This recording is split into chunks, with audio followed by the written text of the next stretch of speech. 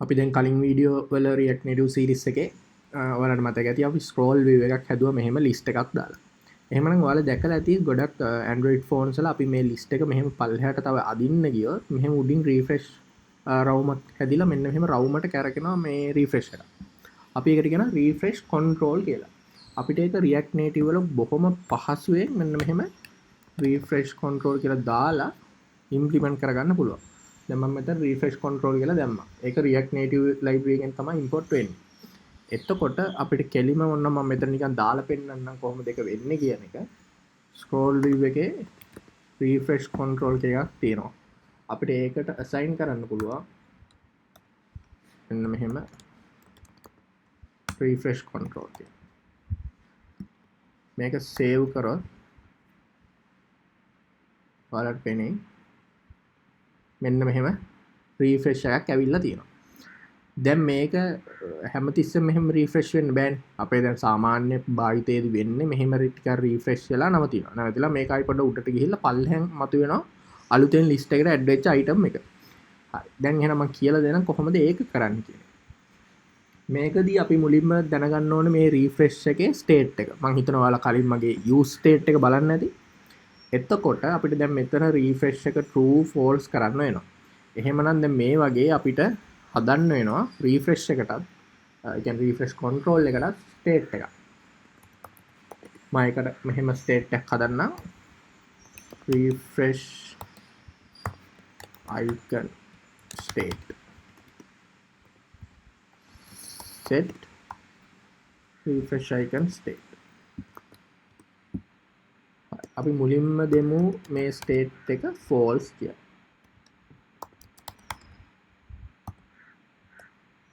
ඊට පස්සේ දැන් මෙතන refresh control කියලා අපි attribute එකක් ගත්තානේ scroll view එකේ. ඒකට අපි refresh control එක මෙන්න මෙහෙම pass කරලා තමයි තියෙන්නේ. එතකොට refresh control එක අපිට වෙනම attribute එකක් specify කරන්න පුළුවන් refreshing. ඒ කියන්නේ refresh වෙනවද නැද්ද කියන එක. ඒකට මම දාන්නම් මෙන්න මේ අපේ refresh state එක මේ විදිහට.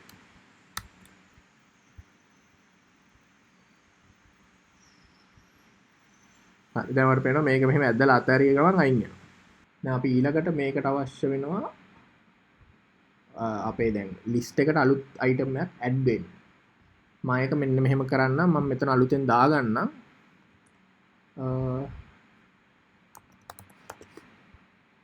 on refresh state.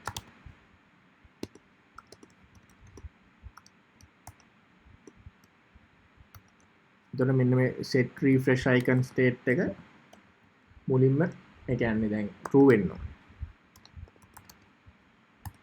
හරි ඊට පස්සේ අපිට item එකක් මෙන්න මේකට key value pair එකක් add වෙන්න ඕන.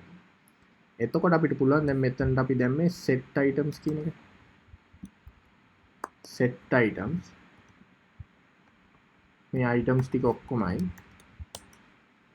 ඊට පස්සේ ඒකේ අගට අපිට දාන්න අවශ්‍යයි ID එක 11. එතකොට country name එක අපි දාමුකෝ මෙතන last country කියලා. ඒක එතකොට අඳුන ගන්න ලේසියි. ඕකේ. ඊට පස්සේ මොකද වෙන්න ඕනේ මේක add වෙච්ච ගමන් මේක false වෙන්න ඕනේ. මෙන්න මේක. අපිට ඒක මෙන්න මෙහෙම දාලා false කියලා දෙන්න පුළුවන්. pass කරන්න පුළුවන්.